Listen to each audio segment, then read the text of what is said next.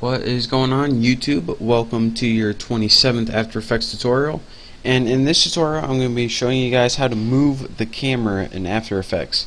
Now this is the last camera tutorial I'm going to be going over, probably, or maybe I'm not, got to keep you guessing. And again, like I said, we're going to be able to animate the camera in this tutorial, and it's going to be awesome, trust me. So the first thing I have is two layers. Here's my active camera, or front, where you see this one's in the back, one of me, and behind that is one of my friend, being a newscaster or something. And if you see both of them, and this is from, let's see what angle, this is the right one, this is the one of me, and this is my friend in back of it. So I just want to let you know they aren't on the same layer, that this one is actually in front of this one right here.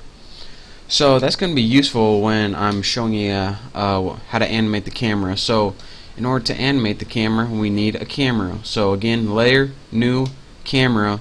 Defaults look good. Again, I don't think I have, we won't enable depth of field because no need for this tutorial. Don't want to confuse you. So if you go ahead down here and look at camera properties, the transform properties, actually might as well go ahead and open all of them.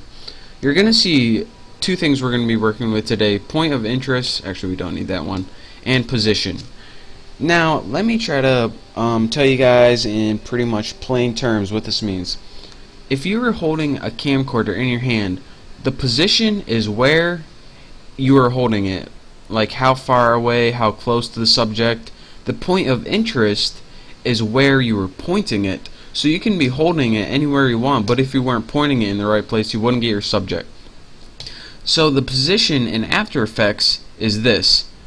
Make sure you don't grab any of your axes. See, you can hold the camera anywhere you want, but the point of interest right here is this little anchor point. And as you can see, this is where you point the camera. So the position stays the same, but you're pointing it in different directions, therefore giving you a different clip. So in order to animate a camera, we first need to set the point of interest. I mean, you don't need to, but it's what you usually do. So let's go ahead and grab this little thing right here, and we want to bring it behind our two subjects. Again, this is our first layer right here, this is our second layer. So we want to be always aiming kind of through them. If we aim up here or down here, as you can see, the camera doesn't get all of the subject, so we want to aim through it and behind it. So let me minimize this, and let's go ahead, and now that we got our point of interest where we wanted it, we can animate the position of the camera to give us some cool effects. So as you can see now, when we grab the position, we can do under and over, and it always gives us that appearance of kind of, well, the appearance we were going for. I don't know what it's called. It's probably not called anything, but so let's go ahead and start animating this baby. Let's go ahead and click keyframes, make sure these are on 3D, and we will bring our first position probably somewhere down there to the bottom, right there. Now let's go ahead and move this to 2 seconds, and we probably want it somewhere up here. And again, if you know, let me zoom up on this. If you see this little X, Z, Y, if you grab that, then it's only limited to moving on the X axis, and we don't want that. What we want is to grab this camera freely, so make sure when you select it, none of your things are selected, and then you can move it anywhere around you want, like this. And the easiest way to move it on, let's see, whatever ways back and forth, just to go to the top view, and then you can move it back and forth. So let me go ahead and move this to 4 seconds. Again, click your little position box, and you probably want it somewhere around there. And then for the last one, move it to 6 seconds, and put this even through the camera right there. So as you can see, if we took our point of interest and moved it like right around here, then what would happen is, take a look at my camera. When our camera got through our animation, instead of going through it, it would flip back and look at our what's it called, point of interest from a different direction, and we don't want that. We want it to keep going in the same direction the whole time.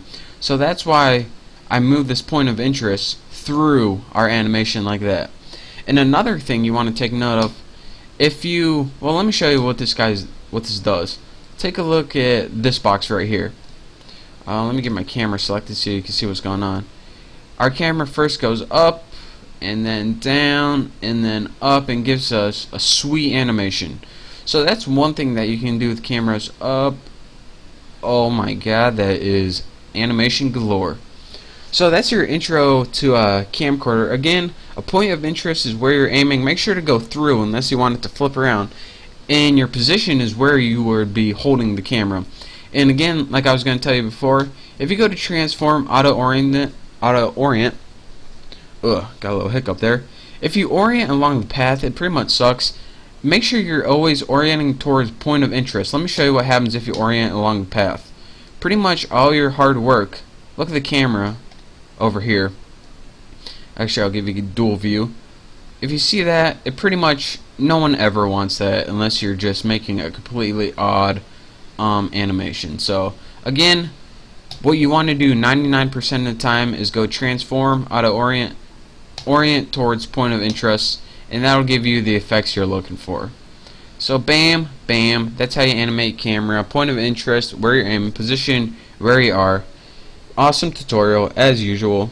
Thank you very much for watching. If you have any questions, just send me a message and hopefully I can answer them. If not, move on to my next tutorial. It will be awesome as well. So thank you, don't forget to subscribe, and I will see you next time.